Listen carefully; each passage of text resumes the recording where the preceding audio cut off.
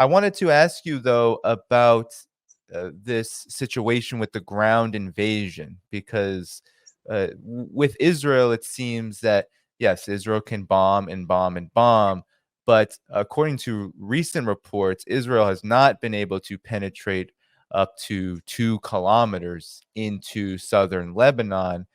And that now it's been days and days, more than a couple of weeks now, where they have been planning and now attempting to invade.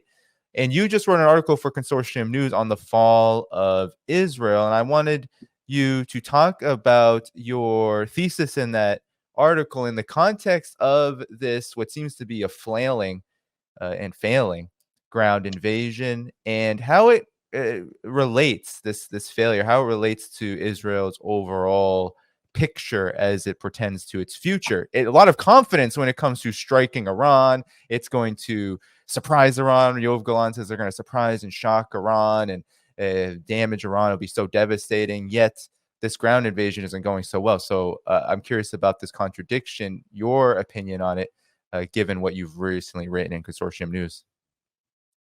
Well, I'm somebody who has said all along that, logically speaking, Israel should never have gone in a big way in Gaza, that it was never going to end well for them. And unfortunately, history has proven me correct on this. We're more than a year in, and Gaza is not defeated. I think I pointed out earlier the Hamas is reemerging in northern in Gaza. I mean, Israel had built a corridor in the middle of Gaza, splitting it. The goal was to basically totally pacify the north, where the rocket attacks were primarily coming from that threatened Ashkelon and other things. Hamas is back there coming out of the ground, firing rockets, and Israel will never defeat them. They don't understand what Hamas has accomplished here. And I've also said that I didn't think Israel was going to go into Lebanon in a large way, because the outcome is inevitable. Israel will not win. Well, the IDF has announced they've gone in with 20,000 troops. That's a significant number of troops. But mainly these are troops operating on the immediate border area. As you said, the deepest penetration is under 2 kilometers. As they try to probe in deeper, they're getting hit. They're walking into ambushes. They're running into the teeth of the Hezbollah defenses. And this is a war that Israel wasn't prepared to fight when, if there was no other diversions with a fresh army. But now they're bringing an army that's been worn down by more than a year's worth of fighting, that's exhausted physically. The logistics are screwed up because they don't have the spare parts required to sustain this effort. And they're backing it up with a lot of airstrikes and everything. They use some cute tricks, assassinating leadership, blowing up pagers that caused momentary disruption. But as both Hezbollah and Iran have said, that whatever Israel accomplished with these trick plays, and I call them trick plays because I'd like to point out that teams don't win championships with trick plays. You win championships with fundamentals. And the fundamentals of war is that Israel will not prevail in southern Lebanon. The Hezbollah has had 18 years to prepare for this very thing. Nothing Israel's doing is taking Hezbollah by surprise. Nothing. Hezbollah knows the kind of weapon systems Israel has. They know the effects. They've made preparations for this, and they're going to lure Israel in and kill them. Remember the tunnels that Hamas has. Hezbollah has been digging similar tunnels. The tunnels will be used when the time is right. Bring the Israelis in deep enough, cut them off, kill them, and you'll find that there's far more tunnels that reach deeper inside Israel than Israel knows. Israel, found a handful of them and are blowing them up and talking about them, but there's more. There's always more because they've had 18 years to prepare. You don't think in 18 years all they did is put out 3 tunnels that crossed into the, right across the border. No, they've put tunnels that go in deeper. And just take a look at the scope and scale of some of the tunnels that existed in Gaza that Israel has found. One of them, basically, you could drive a tank all the way up through right to the border. That's how big the tunnel was. I would imagine that Hezbollah has tunnels of that size all over the place. But the ground war is not going to go well for Israel here. They have an air war, but what they're doing in the air war is they're it's a repeat of Gaza. Now they're treating Beirut as an extension of Gaza. It's collective punishment, and it will just further alienate Israel from the international community. And here's the key. This is now we're getting into the defeat. Israel is going to be a lot like the United States in Vietnam. I mean, study the war in Vietnam. We won just about every tactical engagement there was. I mean, of course, there's a couple times, platoon overrun here, company overrun there. But generally speaking, when the Marines went out and hook and jab with the NVA, we won. We killed them. They withdrew, and then we withdrew from the hill that we just captured, and the NVA came back, and we had to go fight for that hill all over again. We had to fight for the valley all over again. That's the way, and that's what's happening to Israel and Gaza right now. They come in, they take a piece of terrain, they think they have it. They don't, because they don't know what's going on underneath. They withdraw, Hamas comes back, and you have to come back and fight for the same terrain all over again. It's the fourth or fifth time that Israel's given up this territory, and they pay a price in blood and equipment each time. And that's going to happen to them in Lebanon as well. Clausewitz wrote, "War is an extension of politics by other means." I mean, that's sort of a synopsis of a longer phrase. But what that means is that if we try to evaluate a conflict from military engagements alone, we're missing the big picture.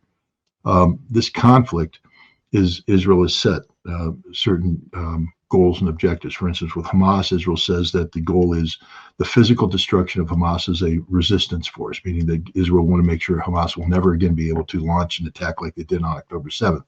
And the destruction of Hamas as a political force. That means that Hamas will not play any role in the governing of whatever Palestinian entity exists when this conflict is over. Israel has failed on both accounts.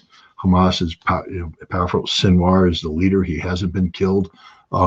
And the resistance fighters, are not only continuing the resistance, but they've recouped many of their losses. One of the things about bombing civilian populations, especially in a guerrilla type conflict, is for every terrorist you kill, you end up killing a whole bunch of innocent civilians, which means that you create new terrorists, new resistance fighters who come out.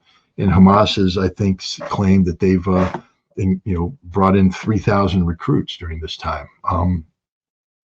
And they say, well, what about training? Well, the resistance fighters in Gaza. Sinwar talks about children of the camp. These are all children of the camp. Every one of the fighters he has is a child of camp. What that means is that you were born and raised in Gaza. You know Gaza like the back of your hand. And that's the key. They know Gaza like the back of their hand. The Israelis don't. They're coming in. It's foreign territory. And they're never going to win. That's the same thing in southern Lebanon. Hezbollah spent 18 years preparing for this. They've walked every inch of that ground. They have everything pre-designated. They have their ambushes set up. And Israel is just going to walk into one trap after another trap after another trap. It'll go on forever. Israel has said that their goal and objective now with Hezbollah is to eliminate it as a political entity and as a military entity. They've altered that. It was simply to get them behind the Litani River. They're not going to be physically able to do that. But now they've said, no, we want to eliminate them. Well, they're not going to do that. So Israel set unattainable goals. What's happened to Israel in setting these unattainable goals? Israel's destroying itself. And this is why the article is about the end of Israel. Economically, Israel is a basket case. In September of 2023, September 9th, Joe Biden was in New Delhi, India, where he announced this new initiative called the Middle East European Economic Corridor. This is a grand plan designed to defeat the Chinese Belts and Roads Initiative, to serve as a counter to the Suez Canal route, to serve as a counter to Russia's St. Petersburg, to the Persian Gulf rail network. And the key to this was Israel. Israel is the heart, because it goes from India to the United Arab Emirates, up then through rail lines that connected to Saudi Arabia, into Jordan, into Israel, to Haifa, and then from Haifa by container ship to a port in Greece. Benjamin Netanyahu that same day put out a press release. He said, "This is the most important thing that's happened to Israel ever." He said, "This will change the face of the Middle East and Israel forever."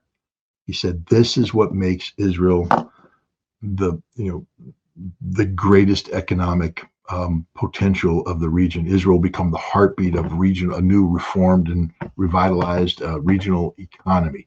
He was so happy about this. This is what Israel's always been waiting for, the chance to grow up into a mature nation at peace with its neighbors, dominating its neighbors economically, being invited to the table, having their voice listened to and obeyed by Arabs. This was it. This was the greater Israel that Netanyahu had always been dreaming of. After October 7th, this initiative is dead in the water. It's just not going to happen. I'll tell you the main reason why is that a key aspect of this initiative was that Israel had to normalize relations with Saudi Arabia. They were on the cusp of doing this. Literally, they were very close to this normalization, part of the Abrams Accords. Saudi Arabia now has said that while they haven't shut the door on normalization, they will not normalize relations with Israel until which time there's a Palestinian state and its capital's in Jerusalem.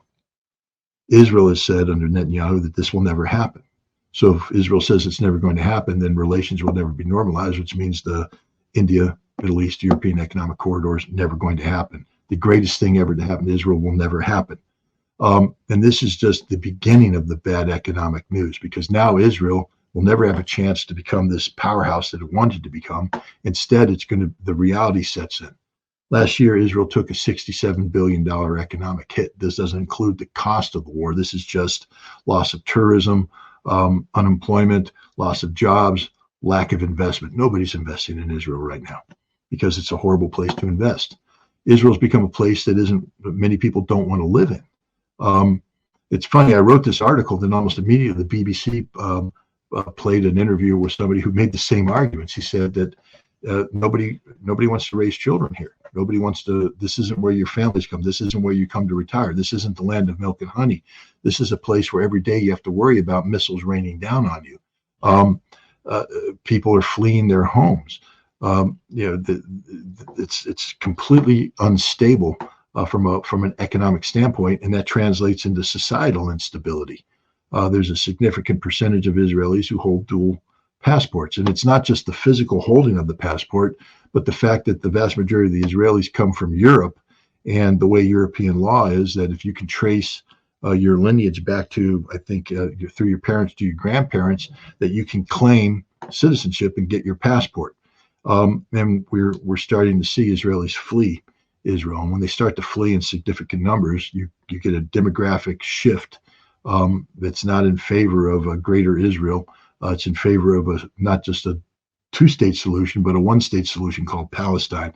And this is the reality. Israel is no longer a viable nation state. They're holding things together through military force and intimidation. But at some point in time, Israel has to find a way to become economically viable. It's impossible. The Houthi have carried out an effective economic blockade of Israel's second largest port, the port of Eilat in the south. No ships are coming through, no economic activity. Haifa is now under attack. That's the most important port, and that's going to shut down. The world's going to stop doing business with Israel because it's been recognized internationally as an apartheid state that's carrying out genocide in violation of international law. And slowly but surely, Israel is going to become this isolated non-entity. Nobody's going to want to do business with it. People are going to flee. And again, you get the demographics to drop to a certain point, and the Israeli state ceases to exist just on its own volition. So this is the reality of losing this conflict. Israel's in the process of not just losing the military aspect of this war, but losing the political aspect. It's not Hamas and Hezbollah that's being threatened with being eliminated as entities. It's the state of Israel. Israel is an unsustainable entity given the current circumstances, and there's no reason to believe that the current circumstances are going to change to the betterment of Israel. They can't defeat Hamas. They can't defeat Hezbollah. And if they try to attack Iran, they will be eliminated. Yeah. Yeah. And, I think all those points are important to take into account given what is going on right now in Lebanon, there's this a reality that is very striking. You've mentioned that Israel is living by the sword and is now dying or perishing by the sword. I've heard you say this, and I think it's so interesting that just one year after it ignited this genocidal campaign in Gaza that, as you said, has not been successful, at least if we look at its stated aims with regard to Hamas and the Palestinian resistance.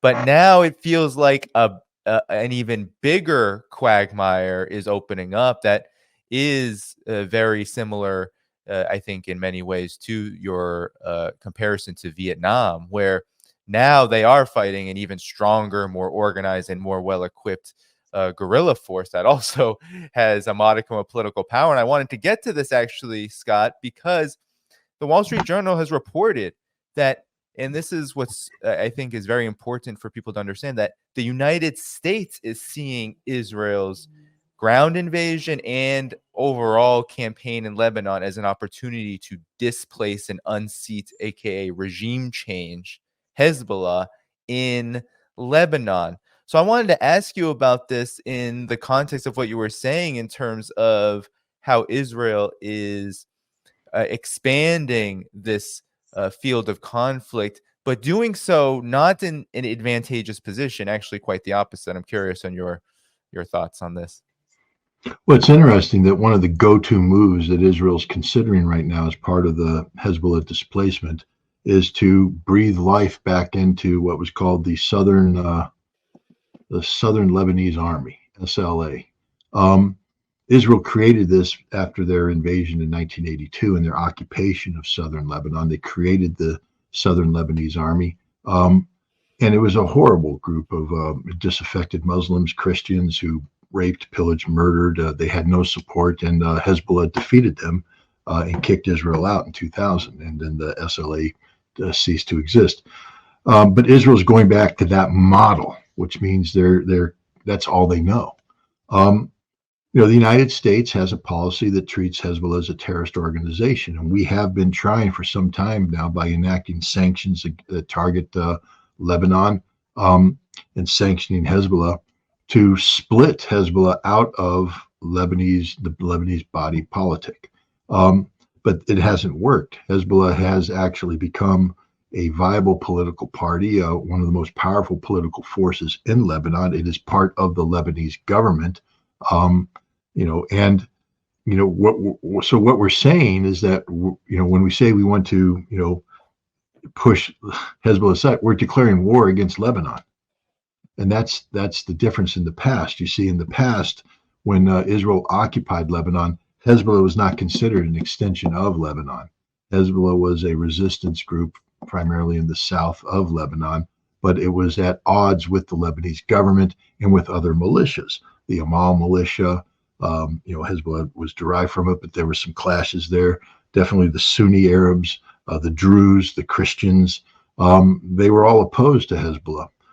And many of them collaborated with the Israelis to take on Hezbollah or take on the Shia.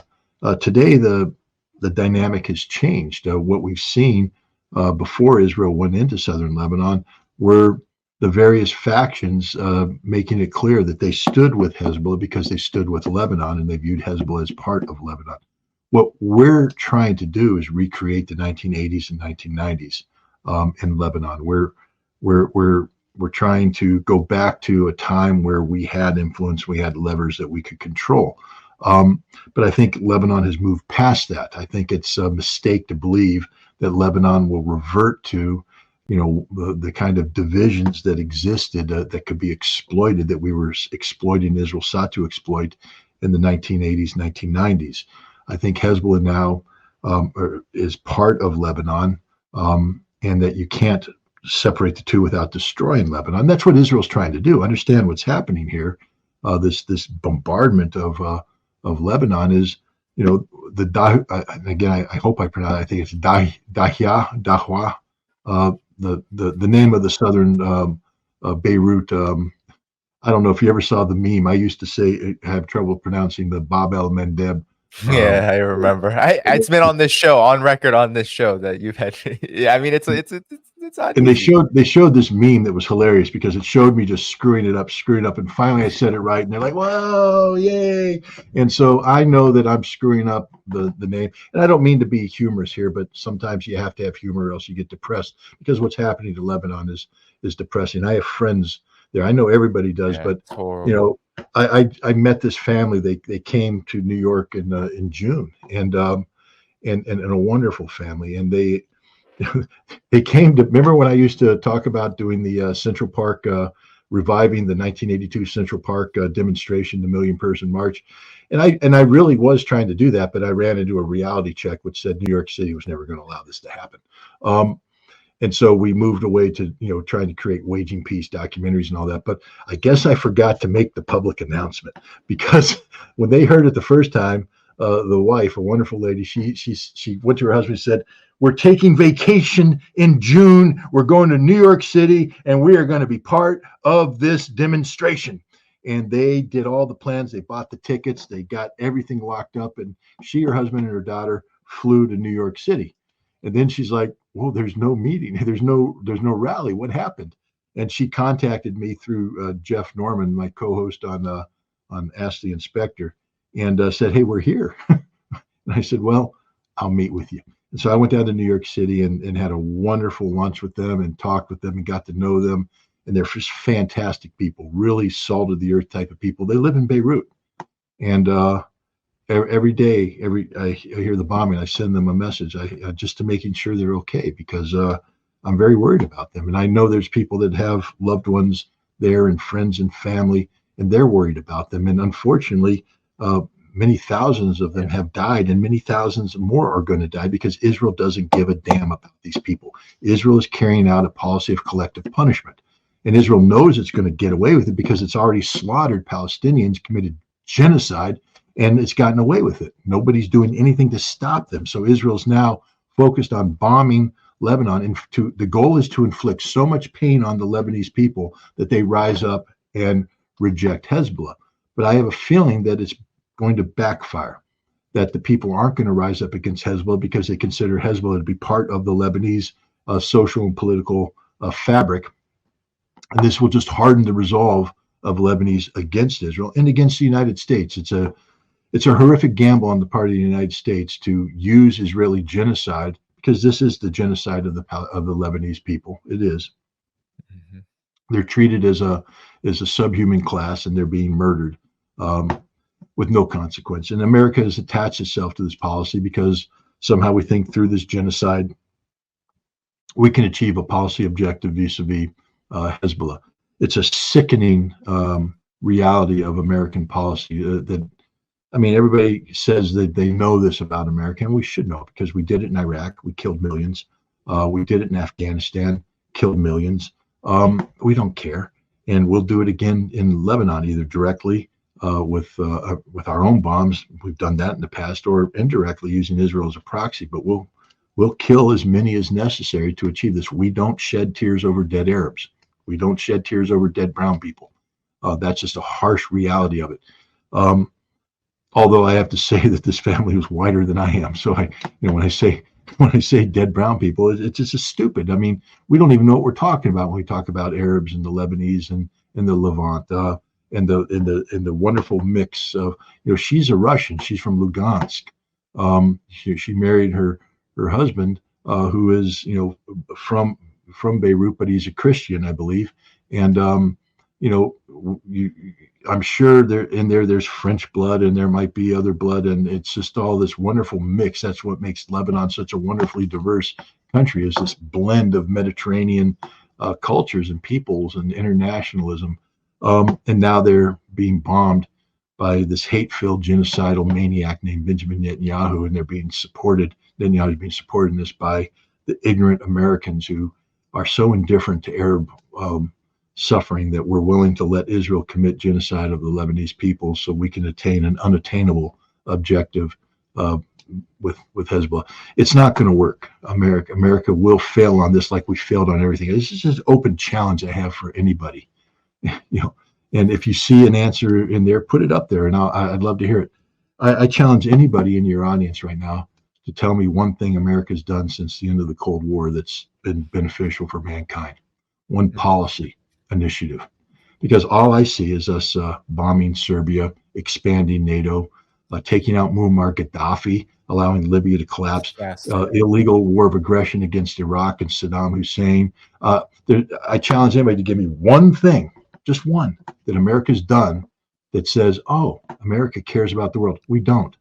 All we do is death and destruction. We have become literally the global pariah. We are the worst nation in the world when it comes to treating the world. And it's not just the big ticket stuff.